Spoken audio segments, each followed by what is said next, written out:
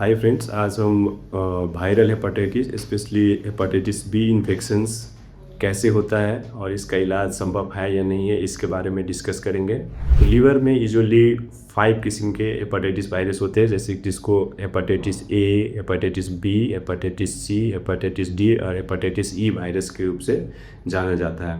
जिसमें से हेपाटाइटिस ए और हेपाटाइटिस ई का यूजुअली जो मोड ऑफ ट्रांसमिशन होता है वो फीको ओरल, जैसे कि कंटामिनेटेड फूड और वाटर जो हेपाटाइटिस ए और ई से इन्फेक्टेड है, वो वैसे वाटर और फूड अगर आप खाते हो तो ये यूजुअली होता है। इसमें से और बाकी जो हेपाटाइटिस बी और सी होता है, ये मोस्ट ऑफ द टाइम अगर किसी को हुआ है उसका अगर ब्लड या इन जैसे कि अगर मदर को हुआ है हेपाटाइटिस बी और अनडिटेक्टेड है एंड ड्यूरिंग चाइल्ड बर्थ बच्चा को हो सकता है। इसमें से जो हेपाटाइटिस बी का इन्फेक्शंस होता है usually depending on the age, जैसे कि अगर एडल्ट में किसी को हेपाटाइटिस बी का इन्फेक्शन होता है तो majority of the cases around 90 to 95% of the cases में बॉडी इसको खुद क्लियर कर देते हैं, लेकिन अराउंड 5% केसेस में ये वायरस बॉडी में लंबा समय तक परसिस्ट करता है, और अगर ये मोर देन 6 मंथ्स रहे देन इसको क्रोनिक हेपाटाइटिस बी इन्फेक्शन बोलते हैं। लेकिन अगर यही इन्फेक्शंस अगर बच्चा में हो जाते हैं, चाइल्डहुड में हो जाते हैं, तो मेजोरिटी ऑफ द केसेस में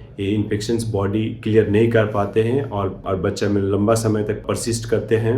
लगभग करीब आपको 90 to 95% केसेस में एक क्रोनिक हेपाटाइटिस बी के रूप में कन्वर्ट हो जाते हैं। जब ये क्रोनिक हेपाटाइटिस बी हो जाए, चाहे कि एडल्ट हो या बच्चा हो, देन अगर ये इसका इलाज अगर नहीं किया देन फाइनली ये ग्रेजुअली लीवर को डैमेज करके लीवर सिरोसिस, जो कि अर्ली स्टेज हो सकते हैं, स्टिल अगर ट्रीटमेंट नहीं किया तो late stage of liver cirrhosis या डिकम्पनसेटेड सिरोसिस में बदल सकता है। वैसे ही अगर किसी को हेपाटाइटिस बी का इन्फेक्शन है देन लीवर सिरोसिस करके भी लीवर कैंसर हो सकता है, या directly without causing cirrhosis can also causes this virus hepatitis B virus liver cancers.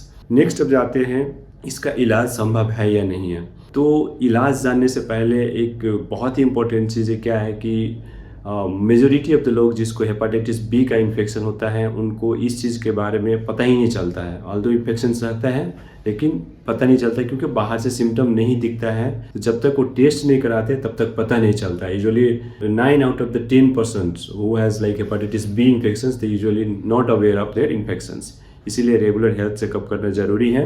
और अगर किसी को हेपाटाइटिस बी का इन्फेक्शन आता भी है तो देन आजकल बहुत ही इफ़ेक्टिव ओरल मेडिसिन है अवेलेबल, जिसके द्वारा हेपाटाइटिस बी वायरस का इलाज किया जा सकता है।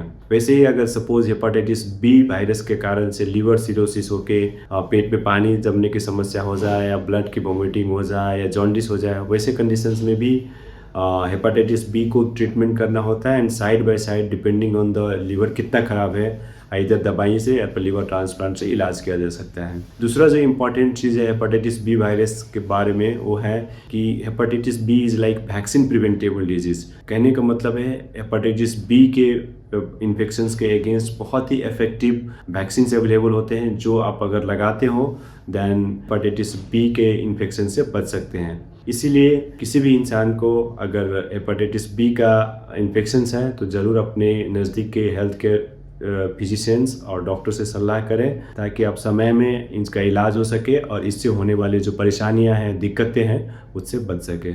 Thank you.